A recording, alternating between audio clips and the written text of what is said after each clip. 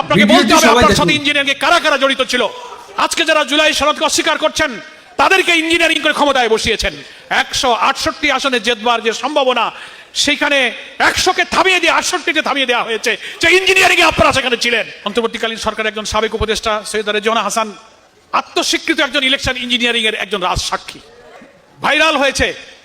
তিনি জামাত ইসলামকে ইঙ্গিত করে বলেছেন মেইন স্ট্রিম রাজনীতির শক্তি হিসেবে পার্লামেন্টে তারা আসতে না পারে বলে সেই চেষ্টা করে তারা সমর্থ হয়েছে তাদেরকে সেই পার্লামেন্টে 168 আসনে জেতবার যে সম্ভাবনা, সেখানে 100কে থামিয়ে দিয়ে 68তে থামিয়ে দেওয়া হয়েছে, যে ইঞ্জিনিয়ারিং এ আপনারা সেখানে ছিলেন।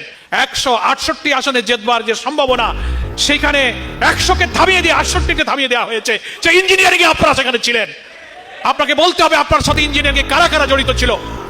খলিলুর রহমান, ডক্টর ইউনূস সাহেবের যিনি সিকিউরিটি অ্যাডভাইজার ছিলেন, যিনি লন্ডন কনস্পিরেসির নায়ক, আমাদের সাংবাদিক সম্মেলনে আমরা আজকে তার নামও বলেছি। তারাই আজকে যারা জুলাই সনদকে অস্বীকার করছেন তাদেরকে ইঞ্জিনিয়ারিং করে ক্ষমতায় বসিয়েছেন, আর এখন সেই জুলাই সনদকে অস্বীকার করতে চান। ভিডিওটি সবাই বেশি বেশি করে শেয়ার করুন এবং আপনার মতামত কমেন্ট বক্সে জানাবেন।